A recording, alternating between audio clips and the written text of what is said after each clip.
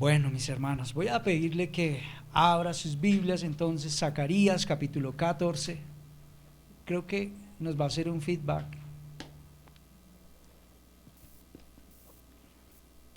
Muy bien. Zacarías capítulo 14.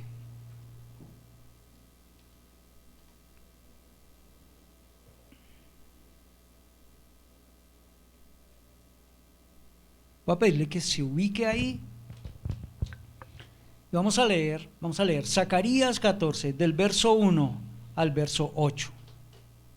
Dice la palabra del Señor: He aquí viene el día del Señor, cuando serán repartidos tus despojos en medio de ti.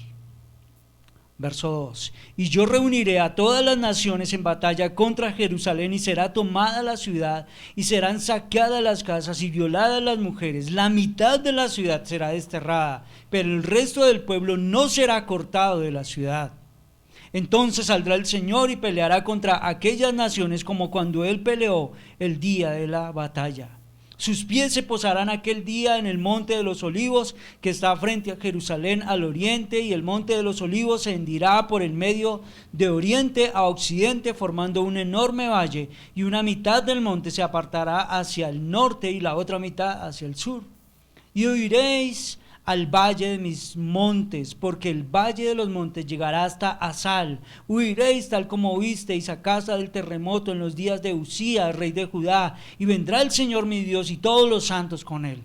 Y sucederá que en aquel día no habrá luz, las luminarias se oscurecerán, será un día único conocido del Señor, ni día ni noche, y sucederá que a la hora de la tarde habrá luz.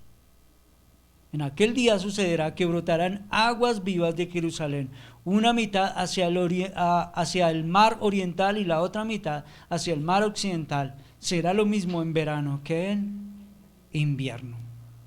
Muy bien, vamos a parar ahí por un momento a ver hasta dónde llegamos. Bueno, mis hermanos, ha sido un privilegio de parte de mi Señor que hayamos podido estudiar los profetas menores. ¿Lo han disfrutado o no? Espero que sí. Por estos días venimos cumpliendo, yo creo que un poco más de 3 años, ¿no, Humberto? Un poco más de 3 años. Ha sido muy especial el Señor con nosotros. Para nosotros, en especial con Humber, pues ha sido un reto, pero sé que ha sido una bendición también del Señor. Ya casi llegamos al otro lado, Humber. Ha sido un poco difícil porque nosotros estuvimos buscando material con Humberto y nunca encontramos mucho material sobre los profetas menores. Muy bien, así que vamos llegando ya casi al final de estos profetas.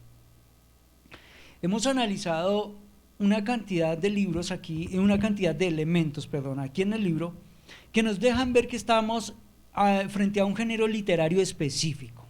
Tenemos unas secciones narrativas, sí, pero generalmente nos indica que estamos frente a una profecía que es producto de una visión. Quiero que miren su texto porque tenemos un dato muy importante. Note que el texto dice, 14, verso 1, dice: He aquí viene el día del Señor.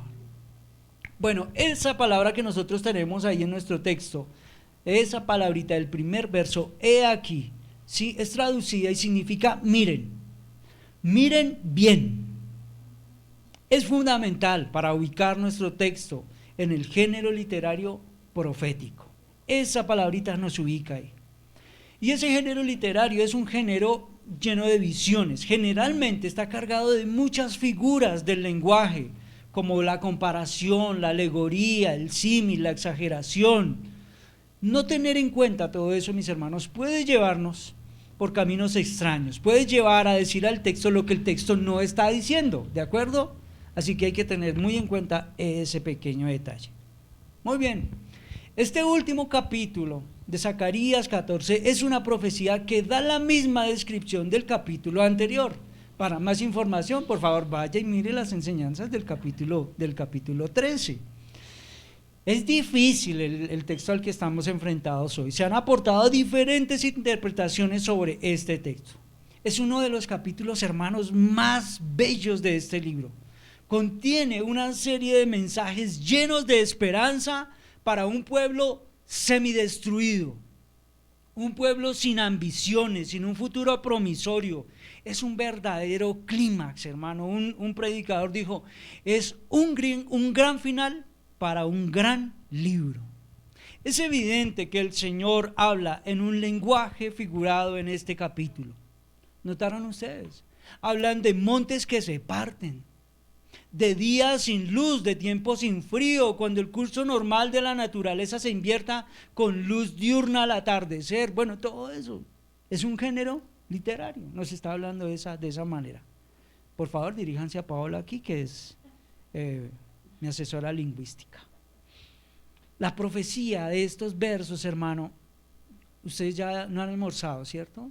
Permítame que les hable en términos culinarios entonces. La profecía de estos versos se sazona con condimentos muy familiares para darnos un sabor de lo que se acerca. ¿Qué se acerca? El texto nos está diciendo, he aquí, viene el día del Señor. Mis hermanos, es necesario armonizar este capítulo para entender qué es lo que nos quiere comunicar.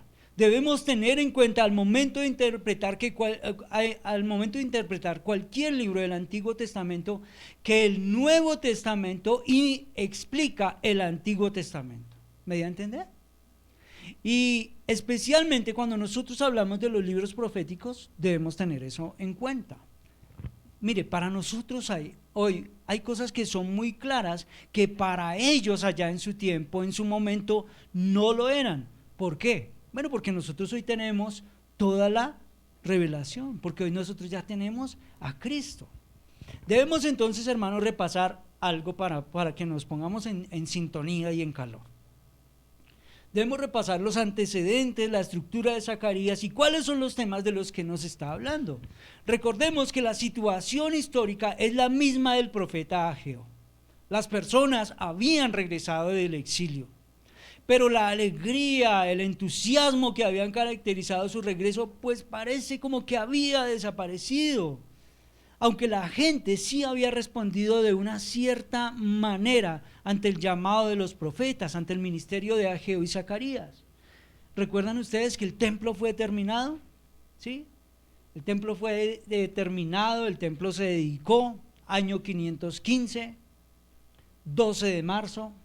Recuerdo que ese día eran como las 10 de la mañana. Bueno, eso ya es una broma. Por favor, vayan a Zacarías porque quiero que miremos este detalle, aunque yo sé que ustedes ya están empapados de todo este contexto.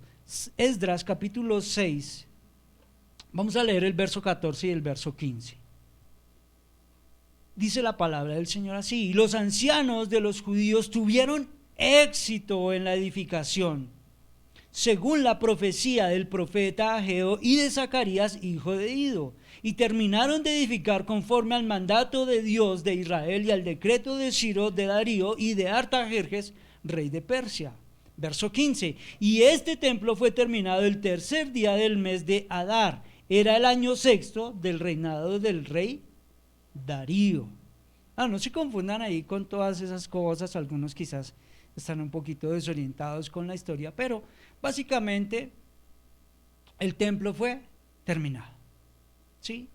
El Señor utilizó a los profetas para traer una palabra de ánimo y vamos a hacerlo. Se va a edificar el templo después de haber estado todo destruido, la ciudad en ruinas, después de ellos haber vuelto del exilio. ¿Listo? Hablando de la estructura del libro de Zacarías, podemos dividirlo de esta manera: capítulo 1 hasta el capítulo 8. Esa sería la primera parte. Y allí vimos unas visiones, ustedes lo recordarán. Una segunda división iría del verso 9 al verso 14. Y ahí tenemos dos grandes bloques. Y así es como nosotros debemos acercarnos al libro y tenemos que ver una relación entre estos dos gran bloques. Esta segunda sección, o sea, del 9 al 14, expande, como que desarrolla, agudiza el patrón teológico del tiempo final que surge de estos capítulos 1 al capítulo 8. El libro, mis hermanos, busca explicar que a pesar del exilio, la experiencia completa de redención aún se encuentra en el futuro. Ellos ven hacia el futuro y aún hay algo que se debe cumplir. Ellos estaban muy contentos. Pues claro, imagínense, ellos acaban de regresar del exilio. Yo no sé si nosotros sí nos podemos poner en los zapatos de ellos. Están exiliados por 70 años, están fuera de su tierra, están fuera de su lugar. Y de repente el Señor, por medio de una obra preciosa, maravillosa, poderosa, increíble, pues los hace ahora regresar a su tierra. Pues ¿cómo vendrían ellos? Alegres, cantando, con entusiasmo, pero ese entusiasmo puede hacerles perder de vista que eso no lo es todo. Hay algo por venir, hay algo que está adelante. Así que se pretende decir, miren, no se me distraigan con toda esta celebración, con toda esta fiesta, con todo el alboroto, con toda la parranda, todo eso que ustedes tienen aquí, está todavía por concluir. Sí, ustedes han regresado del exilio, pero no pierdan de vista que hay algo más. Y esto es lo que intenta entonces comunicar el libro. Es más o menos el tema de Zacarías y de Ageo. ¿Bien? Bueno, dentro de la estructura básica de dos partes, la segunda parte, del 9 al 14 de Zacarías, se divide a su vez en dos partes. Una que va del 9 al 11 y otra del 11 al 14. Y ahí tenemos dos partes del libro, en este segundo bloque, en esta segunda parte. Los temas básicos del 9 al 14 son los siguientes. Involucra a Israel, involucra a las naciones y el establecimiento de Dios en la tierra. Pero los capítulos 12 al 14 llevan estos temas a un punto culminante. Bueno, todo esto, mis hermanos, es para que nosotros miremos un poco los antecedentes, la estructura y el tema de Zacarías, ¿de acuerdo? Espero que no los esté ahí como perdiendo. Insisto, la presencia de visiones, de imágenes, de símbolos escatológicos, o sea, de eso que está por venir, clasifican a Zacarías, particularmente este capítulo, como una estructura profética, pero apocalíptica también. Así que al interpretar este capítulo es importante tener en cuenta que tanto sus descripciones de bendiciones como las plagas que ocurrirán después del regreso escatológico del Señor vienen traídas por mano del Señor. Zacarías utiliza un lenguaje del idioma profético. Los profetas del Antiguo Testamento, mis hermanos, hablan del reino eterno del Mesías.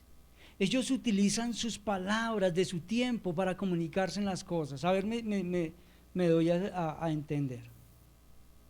Cuando estas personas hablan de Jesucristo y de su estado eterno, ellos hablan con sus recursos lingüísticos, ellos hablan con sus símbolos, con la cultura, con las costumbres, con las fiestas, con lo que ellos estaban experimentando, y así se comunican entre ellos. ¿Me doy a entender? Si nosotros hoy escribiéramos en nuestro contexto, si yo les pidiera, escriban una carta para unos 100 años atrás, de pronto los de 100 años atrás difícilmente nos entenderían, ¿no? Ayer estaba viendo un video muy curioso de un amigo que sube el video, llega un amigo con su hijo pues de este tiempo, ¿no? Un millennials, y le dice que utilice una máquina de escribir. Ese muchacho no sabía qué hacer con esa hoja, cómo ponerla, qué hacerle, porque era algo extraño para él, ¿ya? Bueno, los profetas cuando escriben en un contexto de manera que todo el mundo le entienda, que no sea extraño para ellos. Y nosotros debemos acercarnos a todo ello para que nosotros podamos entenderlo correctamente, ¿de acuerdo? Este capítulo de Zacarías, al igual que Daniel, al igual que Apocalipsis que hemos estado estudiando, les invito a que se acerquen con nosotros a estudiar Apocalipsis. Tiene varias interpretaciones. Algunos ven cumplimiento de estas cosas en una guerra que tuvo en un momento el pueblo, lo que se llamó la guerra de los macabeos. ¿Entienden ustedes algo de eso? O sea, más bien les recuerda algo. Hay un libro por ahí en unas Biblias que salen los libros apócrifos y aparecen los macabeos. Tranquilo, mi hermano, no es para que usted queme esa Biblia, no, acérquese, léala. Ahí hay mucha historia, hay una historia muy importante. Creo que tú estabas haciendo la vez pasada el ejercicio, ¿cierto? Tu mami creo que también estaba leyendo Dice, uy, vea, cuánta riqueza histórica hay en esos libros. Claro, advierto, ¿no? No la vamos a tomar como inspiración, no la vamos a tomar como parte del canon bíblico, como autoridad para nosotros, claro que no. Señora, como historia, claro que sí. Mis hermanos, muy interesantemente, varios pasajes varios pasajes de los capítulos 12 al 14 se mencionan en el Nuevo Testamento y se mencionan como aplicables al advenimiento de Cristo, como también a su segunda venida. Sin embargo, debido a que el capítulo es claramente escatológico, probablemente la mejor forma de entender aquellos pasajes que se hacen referencia a la primera venida de Cristo es considerándolo que lo hace con las dos venidas conectadas. A ver, me explico. Nosotros creemos que Cristo ya vino una primera vez y eso lo encontramos en el Nuevo Testamento. ¿Sí creen eso ustedes o no? El que no, tenemos problemas y necesita una consejería aparte. Pero también creemos en una segunda venida, ¿sí o no? ¿Hay alguno que no crea en una segunda venida? Si hay alguien que no crea en una segunda venida, diríjase al pastor Humberto porque usted necesita urgentemente una consejería. ¿Ya? Cuando nosotros estudiamos el texto bíblico, eso es muy claro para nosotros. La primera venida inaugura el reino. La segunda venida, la que está por venir, va a consumar todo el reino. Y este es un patrón de pronto a veces como un poquito paradójico que nosotros encontramos en el libro de Zacarías. Cuando vemos la segunda venida de Cristo en dos fases distintas.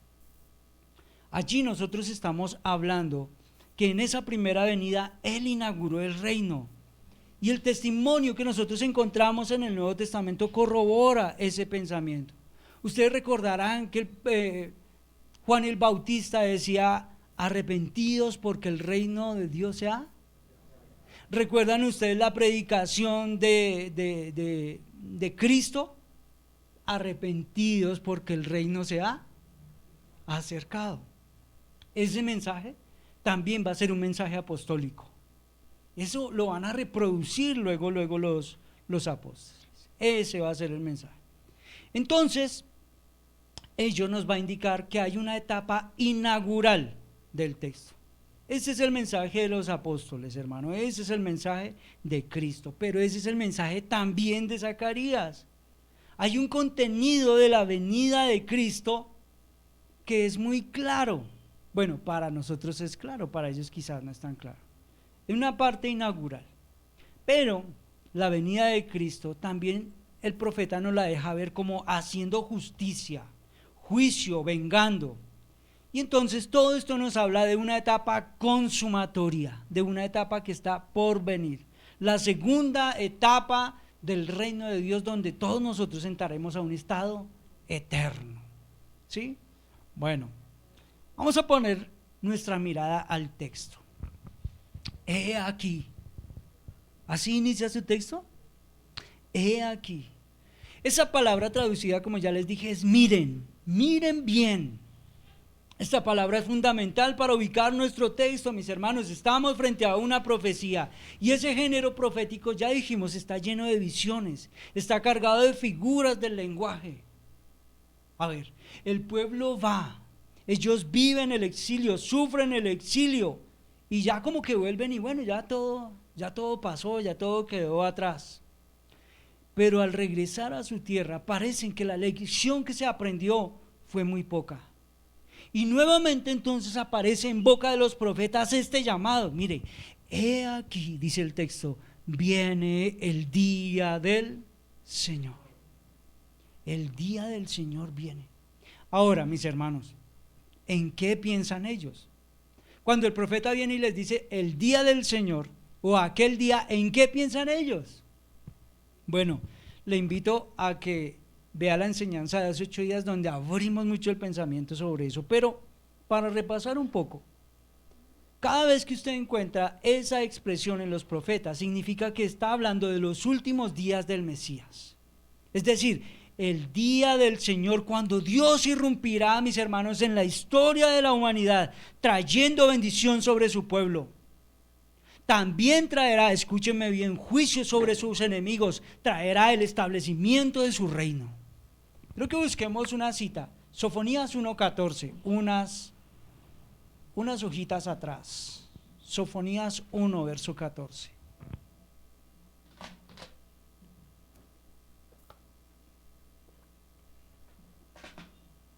Dice, cercano está el gran día del Señor, cercano y muy próximo. El clamor del día del Señor es amargo, allí gritará el guerrero. Aquel día, mis hermanos, aquel día trae esperanza, es una expresión de esperanza, de consuelo para muchos, pero ¿sabe qué también? Se refiere a un futuro escatológico que trae unas grandes implicaciones. Es el día de victoria, sí, pero alrededor de ello hay unas cuantas implicaciones. El drama final, vuelvan a Zacarías 14, por favor. El drama final ahora llega a su clímax. El profeta ha dicho, he aquí viene el día del Señor.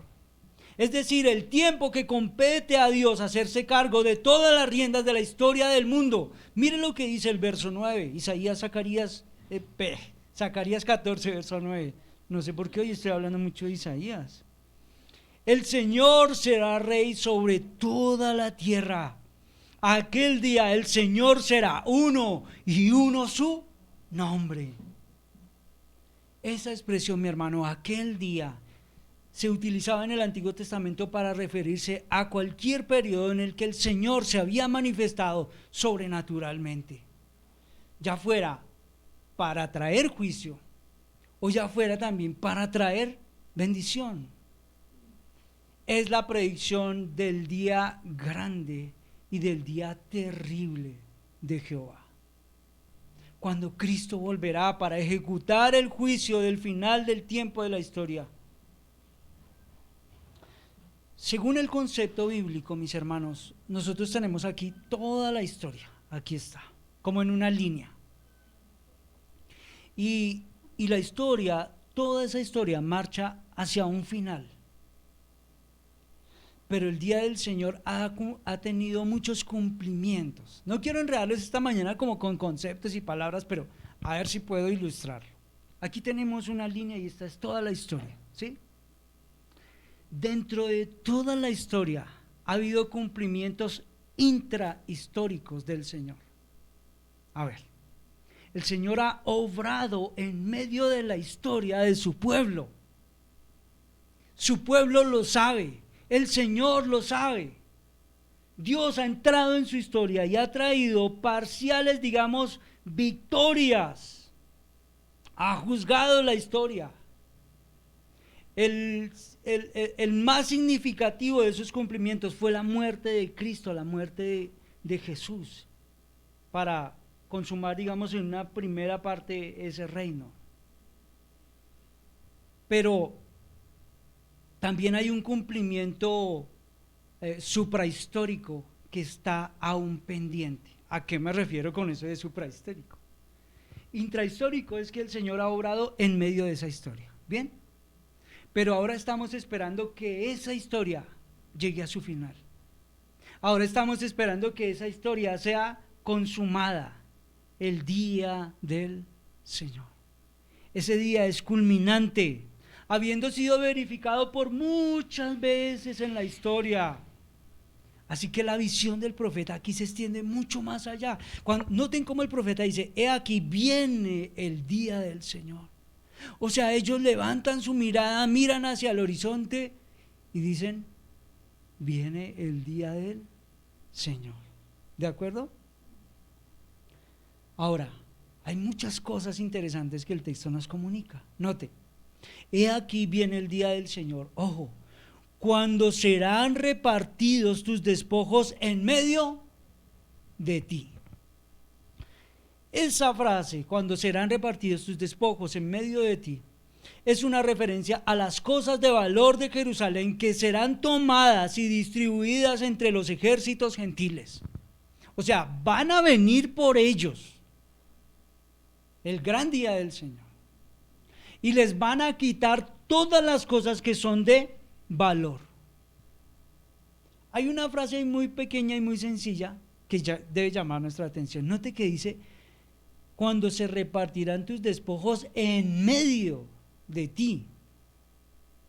Otra versión dice: en tus propias calles. Otra versión dice: dentro de la ciudad. Y esto habla, mis hermanos, de la confianza propia y osadía de los conquistadores. Ellos, seguros de la victoria, no repartirían lo que habían quitado fuera del campamento, sino en medio de la misma ciudad. Allí lo dividirían. Véale hoy un ejemplo. Es como cuando a usted lo roban, le quitan su mochila, su morral, y estos perpetuadores abren la maleta, le sacan su billetera, le esculcan la billetera frente a usted, ¿ya? Le sacan todo lo que... y no trae más.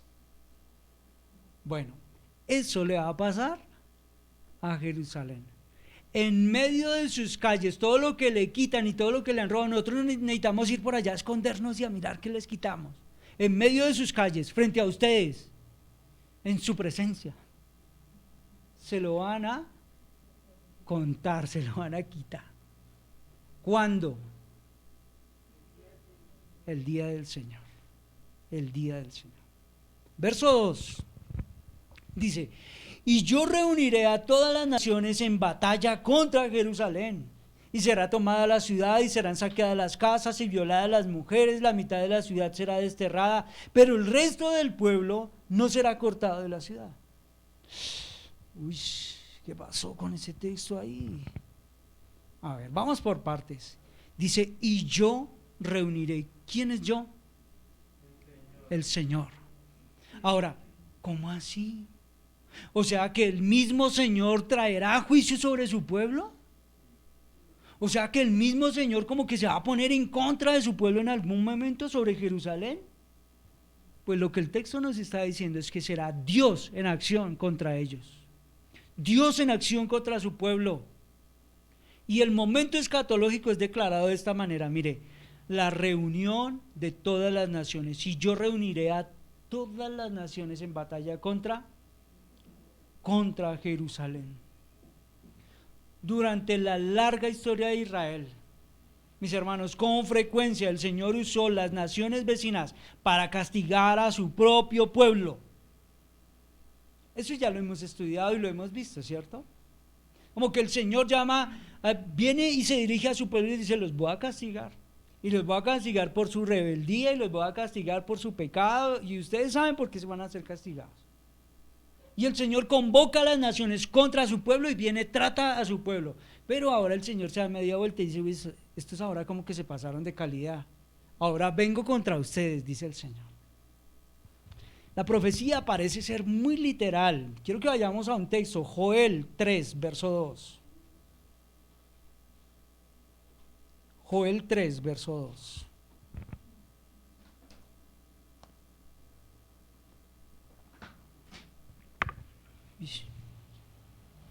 Pensé que ya había llegado el texto y fue a Jonás.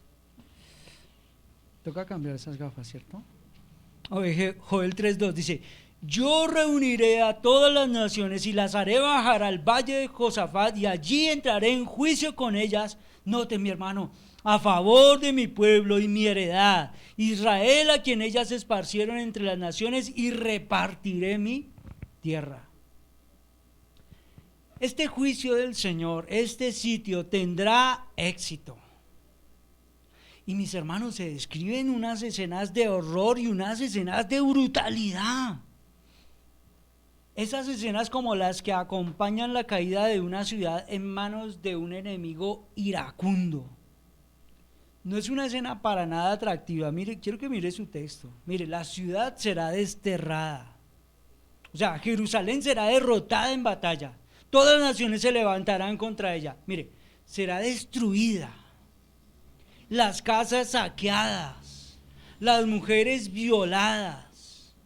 ¿Cómo ven toda esa escena? ¿Han visto ustedes alguna película así como? Yo cuando veo a Joana aquí me dan unas ganas de ilustrar todo eso, pero mejor me voy a contener, Joana. Pero hay algo muy especial, mis hermanos. La mitad de la ciudad es tomada y la otra mitad de sus habitantes, esa mitad será desterrada. Pero hay una parte que quedará. Pero espere, pensemos un momentico en eso. Cuando el Señor viene y les habla todas estas palabras de crueldad contra ellos, de brutalidad contra ellos, ¿qué creen ustedes que recuerdan ellos? ¿Qué se les viene a la mente? Lo que vivieron en el exilio, lo que vivieron antes de ir al exilio, porque ellos conocían su historia, ellos la sabían. Ellos dicen, otra vez vamos a vivir lo que pasó, otra vez vamos a pasar por ahí. El Señor dice, el juicio comenzará por casa, pero Dios preservará un remanente, mi hermano. Mire lo que dice al final de Zacarías. Vuelvan a Zacarías, por favor. Zacarías 14, verso 2. Al final dice, pero el resto del pueblo no será cortado de la ciudad. La mitad de la ciudad será desterrada, pero el resto del pueblo no será cortado de la. Esas son palabras de esperanza, ¿no le parece? El Señor viene y dice, les voy a castigar, pero tranquilos, tranquilos. Hay un remanente. En todo lo que nosotros vamos a estudiar de Zacarías 14, mis hermanos, el pasaje es figurado en su lección principal. Aunque estos versos parecen predecir la destrucción de Jerusalén tal como sucedió bajo el Imperio Romano, y pudiera referirse a un hecho consumado, pudiera referirse. Las descripciones que se dan aquí parecen que no encajan con ningún acontecimiento histórico en particular.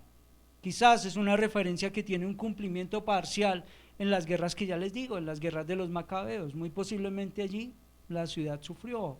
Algunos llevan el contexto histórico mucho más amplio y hablan de la destrucción de Jerusalén en el año 70. Un apunte, un paréntesis que quiero hacer ahí. Noten que el Señor dice, y yo reuniré a todas las naciones en batalla contra Jerusalén. Resulta que cuando nosotros vemos el Imperio Romano, nos damos cuenta que ese Imperio Romano estuvo conformado también por otras naciones, ¿sí? Bueno, pero eso era solo un paréntesis, cierro. Jerusalén será conservada para un gran evento. A pesar de todo esto, a pesar de todo este juicio, Jerusalén será conservada para algo en especial. ¿Qué es eso especial? Verso 3. Verso 3 dice, entonces saldrá el Señor y peleará contra aquellas naciones como cuando Él peleó el día de la batalla.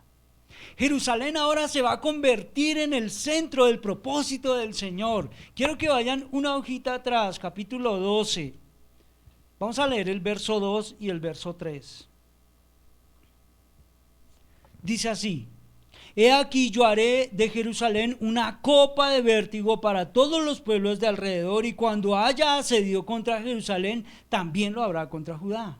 Y sucederá aquel día que haré de Jerusalén una piedra pesada para todos los pueblos. Todos los que se levanten serán severamente desgarrados, y contra ella se congregarán todas las naciones de la tierra. Nosotros ya estudiamos esto. Para más información, vaya al capítulo 12, que allá detallamos todos estos textos. Pero básicamente lo que nosotros dijimos fue que Jerusalén será como una copa y será como una piedra pesada. Y esa frase significa que las naciones incrédulas que vienen contra el pueblo de Dios serán borrachos y serán tontos por el hecho de atacar a Jerusalén. Y aquí vemos el actuar especial de Dios hacia su pueblo. Recuerdan ustedes que nosotros hemos dicho que la victoria pertenece ¿a quién? Al Señor. Quiero que busquemos, vamos juntos a buscar. Zacarías 12, verso 4, vamos a leer hasta el verso 9. Y voy a resaltar algunos verbos para que ustedes vean, para que podamos ver todos juntos esto. Dice, aquel día, ojo, declara el Señor, heriré a todo caballo de espanto y a su jinete de locura, pero sobre la casa de Judá abriré mis ojos, mientras hiero de ceguera a todo caballo de los pueblos. Entonces los jefes de familias de Judá dirán en su corazón, gran apoyo para nosotros son los habitantes de Jerusalén, por el Señor de los ejércitos su Dios.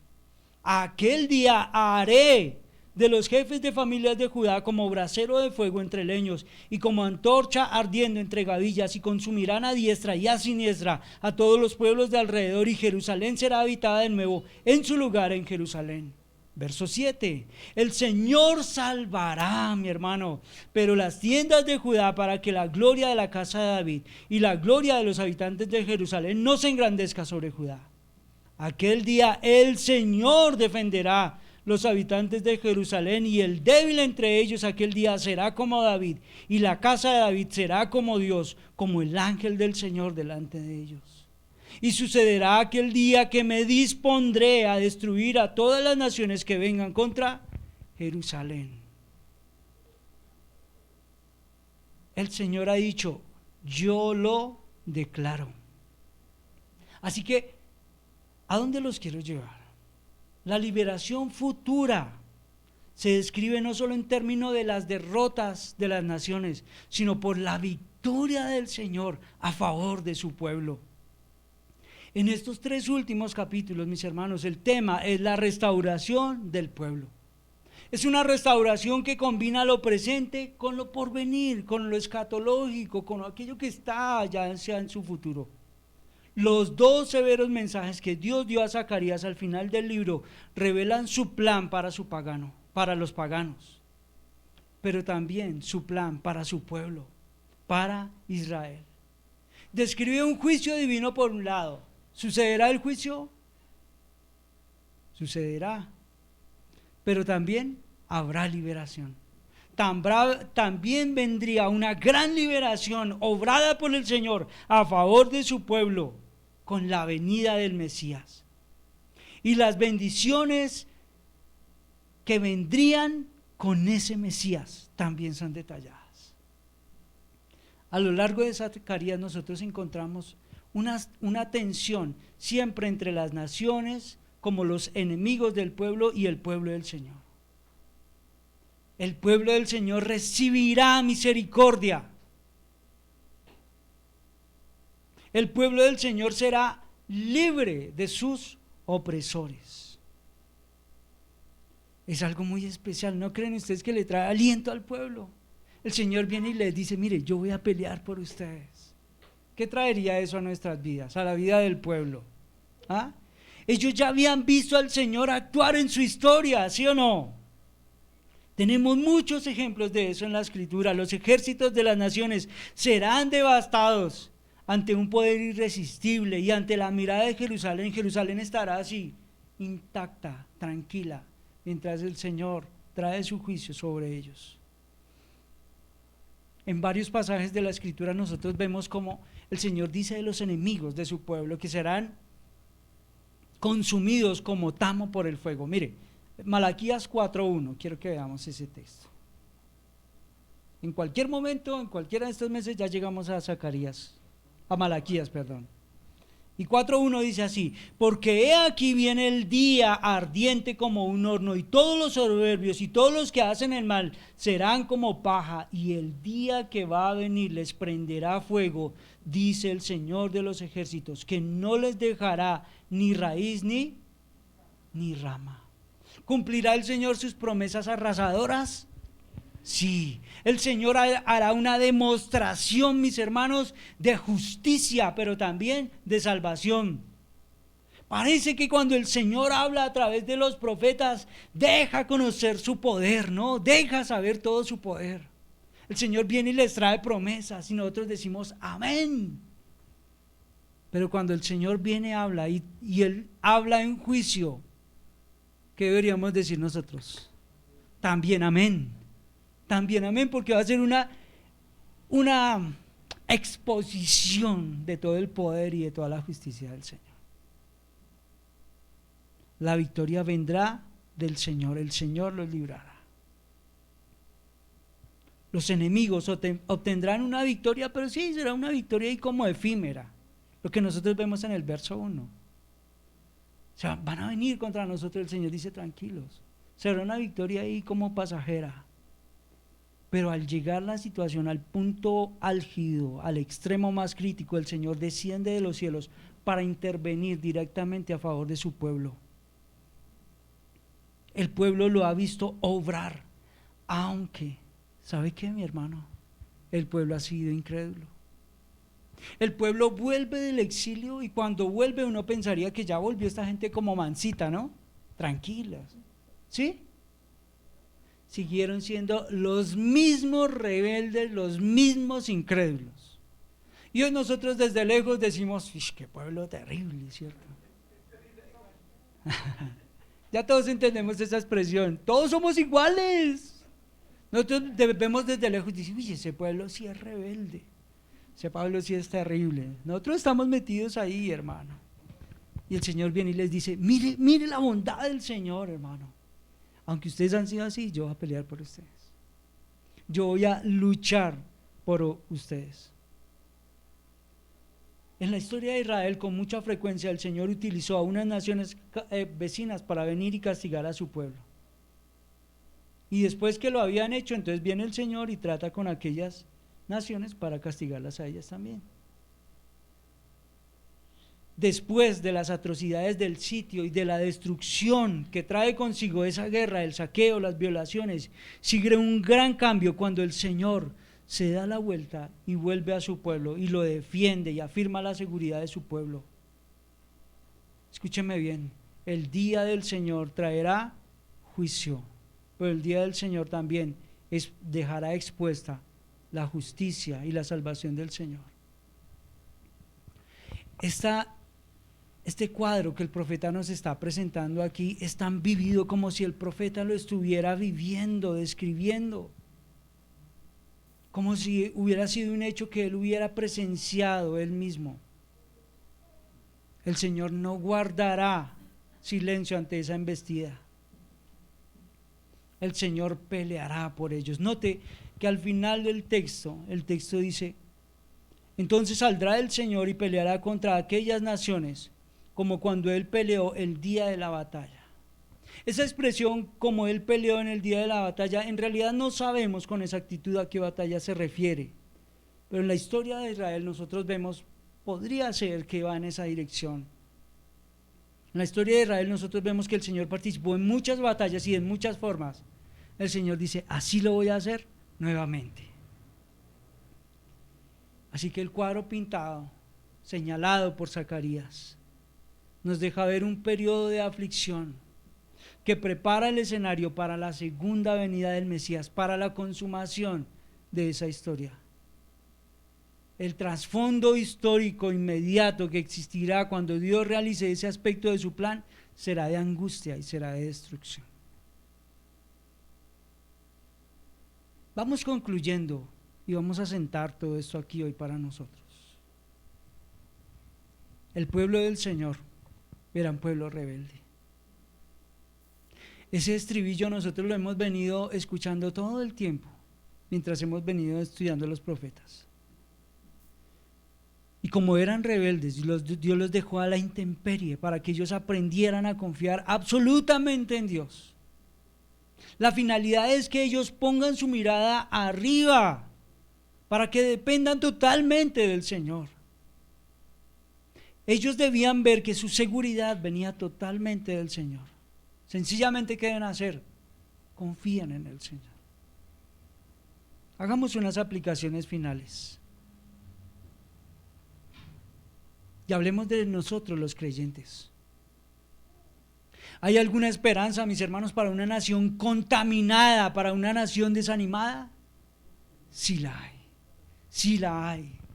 La obra vendrá de Dios mismo, por eso Dios envía a Zacarías para alentar a su pueblo. Dios le dio al profeta visiones que tienen que ver con nosotros hoy, que nos hablan a nosotros hoy. El Señor que hirió y castigó a su pueblo también extiende su brazo para levantarlo, también extiende su mano para restaurarlo. ¿Vieron cómo lo leímos en Ageo?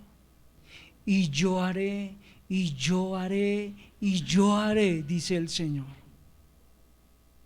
Yo mismo me pondré con una determinada seriedad a destruir, pero también a salvar. Eso es muy bueno, ¿no? Ageo 2, quiero que vayamos allá, ya vamos terminando, mis hermanos, ya vamos terminando. Ageo 2, verso 20 al 23. Dice: y la palabra del Señor vino por segunda vez a Ageo el día 24 del mes, diciendo: habla a Zorobabel, gobernador de Judá, diciendo: yo estremeceré los cielos y la tierra. Verso 22: y volcaré el trono de los reinos y destruiré el poder de los reinos de las naciones, y volcaré el carro y los que montan en él, y caerán los caballos y sus jinetes, cada uno por la espada de su hermano. En aquel día, declara el Señor de los ejércitos, te tomaré a ti, Zorobabel, hijo de Salatiel, siervo mío, declara el Señor, y te pondré anillo como de sello, porque yo te he escogido, declara el Señor de los ejércitos. Bueno, hermano, esa es una palabra, dice Diego, poderosa. Es que el Señor nos deja ver una poderosa salvación. Es que el Señor nos deja ver una gran salvación. Entonces, ¿cómo vamos? Él. Al final la victoria será de Él, del Señor, no es de nosotros. Al final no vamos a poder decir: fue nuestro brazo. Miren lo fuerte que nosotros somos. Ni su habilidad, ni nuestras victorias vendrán de nuestra mano. Mis hermanos, hoy vivimos tribulaciones, hoy vivimos tiempos difíciles. Acabamos de orar por nuestros hermanos que esta semana han sido azotados por la enfermedad. Pero el pueblo del Señor sigue en pie, como el Creador le prometió al pueblo de Zacarías. Son una roca inconmovible para todos los pueblos. La historia de Israel es una historia de extremos, de fluctuación incesante, es la historia de nuestra propia vida, ¿no? Nuestra debilidad a veces se vuelve insoportable. Pero el Señor decide darle una palabra al pueblo para que ellos confíen. Y viene el Señor y les dice: confíen en mí, yo haré. Confíen en mí. Y como lo hemos visto, en mí y en el poder de mi fuerza. Porque es que todo está en Él. Mis hermanos, el Señor está ocupándose hoy de su iglesia. El Señor está ocupándose hoy de usted y de mí. Aunque algunos, no sé si alguno en esta mañana esté pensando que el Señor se olvidó de mí. Es que el Señor no escucha mis oraciones. Es que, Señor, mire por la que estoy pasando. El Señor le dice: confíe, yo estoy pendiente de usted. Yo he prometido estar pendiente de usted. Su iglesia está siendo hoy guardada por Él. Debo estar tranquilo. ¿La obra la hago yo? No, la obra es del Señor. En medio de los conflictos serios del alma, inquietudes, problemas, debemos dejar la carga ¿en quién? En Cristo, el que tiene todo el poder, como hemos leído, en el cielo y en la tierra. Es muy maravilloso, mis hermanos, de parte del Señor, que Dios provea para nuestra protección, pero también para nuestra santificación. Y eso es lo que el Señor hará con ellos. Eso es lo que el Señor hará con nosotros. No sé si esta mañana haya alguien que no es creyente, o alguna persona que esté escuchando esta enseñanza esta mañana y no sea creyente. Escúcheme bien. Dios le habla a un pueblo desvergonzado. Dios le habla a líderes corruptos. Y Dios nos habla a nosotros por nuestro pecado. Escúcheme bien. vendrá un día de juicio. Y ya hemos detallado ese día de juicio. Vendrá un día en que la historia será consumada. Y el Señor vendrá a hacer un despliegue de su justicia. Pero también hay una esperanza de salvación. Hay promesa de intención de salvar en medio de su situación. Ese es el Dios de bondad. Él no solamente es Señor, sino que también es Salvador. Y sabe que eso tiene dos implicaciones para nosotros como creyentes, para su pueblo. Es gozo y esperanza. Por eso nosotros nos animamos los unos a los otros con estas palabras. ¿Cuáles palabras? El Señor viene. Yo espero que eso le traiga esperanza a usted. Porque recuerdo que unos años atrás, no, otros años, cuando uno estaba por allá como perdido en la vida, le decían a uno, el Señor viene, y uno, no, todavía no. No, que no venga porque que yo todavía no estoy preparado. Es que yo todavía no estoy listo, que no venga. Ustedes se dan cuenta que la Biblia dice, nosotros clamamos, ven, Señor Jesús. El apóstol le dice, anímense los unos a los otros con estas palabras, el Señor viene. Y eso nos llena a nosotros de gozo, nos llena a nosotros de esperanza, ya no nos llena de miedo. Ya no decimos, no, que no venga. No, ven, Señor Jesús. Al pueblo del Señor. Pero a los que no son creyentes, a los incrédulos, a los gentiles, el efecto contra ellos es terror. Ellos no pueden ser espectadores pasivos. Si usted esta mañana no es una persona creyente, déjeme decirle que usted no saldrá ileso en el gran día del Señor.